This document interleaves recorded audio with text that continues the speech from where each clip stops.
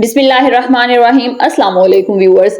जी तो व्यूअर्स, ये मैंने सेकंड हैंड चूल्हा लिया है जो कि मुझे इस हालत में मिला है। इसको देखकर लगता है जैसे इसको कभी साफ ही नहीं किया गया। लगता है इस पर सालों से गंदगी जमी हुई है। इसको साफ करने के लिए मैं सिर्फ एक ही चीज का इस्तेमाल करूंगी और आपका यकीन करना मुश्किल हो जाएगा कि ये वही चूल्हा है या मैंने चेंज कर दिया है। तो मैं आपको सब कुछ लाइव करके दिखाऊंगी किस तरह ऐसी गंदगी को सिर्फ एक ही चीज से साफ कर सकते हैं। तो आप इसकी हालत चेक करें, इसका रंग चेक करें, इसके जो बर्नर हैं आप उसको चेक करें कि उनकी हालत कितनी खराब हो चुकी है, और जो इसके नीचे ट्रे रखने वाली जगह होती है आप उसको चेक करें कि वहां पर कितनी ज्यादा गंदगी है। तो चले मैं आपको बताती हूँ कि इसको मैं कैसे साफ करूंगी। तो जो चूल्हे के बर्नर वगैरह हैं उनको साफ करने के लिए मैंने एक बर्तन में पानी ले लिया है। तो इसमें सिर्फ जो एक ही चीज शामिल करनी है वो है कास्टिक सोडा। ये इस तरह का होता है जो कि केमिकल्स या सरफ साबुन वाली दुकानों से आराम से मिल जाता है और ये बिल्कुल भी महंगा नहीं होता।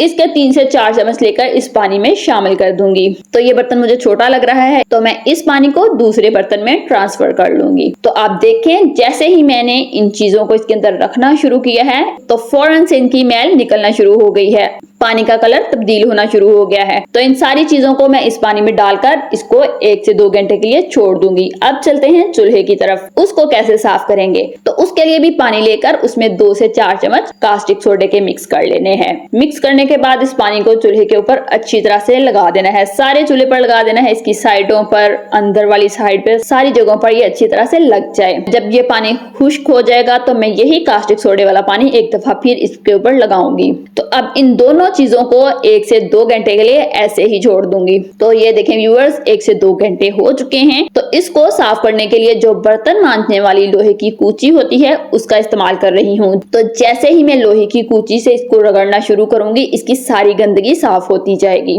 तो ये देखें कितनी आसानी से ये सारी गंदगी निकल रही है और चूल्हा साफ होना शुरू हो चुका है। तो कास्टिक सोडे को इस्तेमाल करते वक्त आपने थोड़ी सी एहतियात करनी है कि ये आपके हाथों को बिल्कुल भी ना लगे, इसका कोई छींटा आपकी आंख में भी ना जाए, और अगर ये आपके हाथ पर लग जाए तो आप इसको फौरन से धो लें। अगर ज्यादा देर लगा रहेगा तो आपके हाथ पर जख्म भी हो सकते हैं। तो ये देखें मैं जैसे जैसे इसको रगड़ती जा रही हूँ इसकी सारी गंदगी निकलती जा रही है। अब मैं आपको पानी से धोकर दिखाती हूँ कि ये किस हद तक साफ हो चुका है। ये तकरीबन काफी हद तक साफ हो चुका है लेकिन अभी भी बहुत सफाई करना इसकी बाकी है। इसको भी मैं साफ करके आपको दिखाती हूँ। इसकी साइडों को भी अच्छी तरह से इसी लोहे की कूची के साथ मैं साफ करके आपको दिखाती हूँ। तो ये देखें इसकी साइडें बहुत अच्छी तरह से साफ हो चुकी हैं, लेकिन इस चूल्हे के ऊपर काली मोटी मोटी तहें जम चुकी हैं जो कि अभी तक साफ नहीं हुई। तो उनको साफ करने के लिए मैं छुरी का इस्तेमाल कर रही हूँ जिससे ये बहुत ही आसानी से साफ हो रही हैं। तो इस सारे चूल्हे को अब साफ करने के बाद मैं आपको इसकी फाइनल लुक दिखाती हूँ।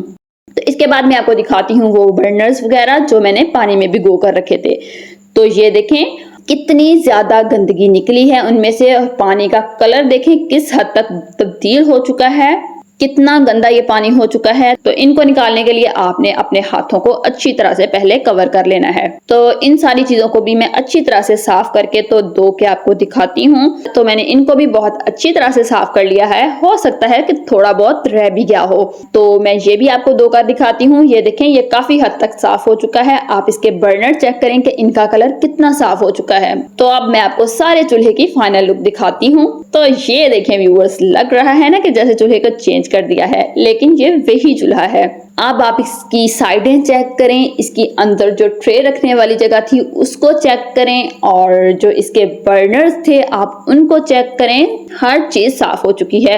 हो सकता है कहीं थोड़ी बहुत रह भी गई हो, लेकिन मैंने इसको बहुत अच्छी तरह से साफ किया है। तो देखें कास्टिक सोडे के साथ आप कैसी भी गंदगी हो आसानी से साफ कर सकते हैं। तो मैंने बंद सिंक को खोलने का तरीका भी आपको कास्टिक सोडे के साथ बता चुकी हूँ। अगर आप वो वीडियो देखना चाहें तो उसका कार्ड आपको वीडियो के एंड में मिल जाएगा। वीडियो अच्छी लगी हो तो लाइक और शेयर जरूर कीजिएगा और मेरे चैनल को सब्सक्राइब करना ना भूलिएगा।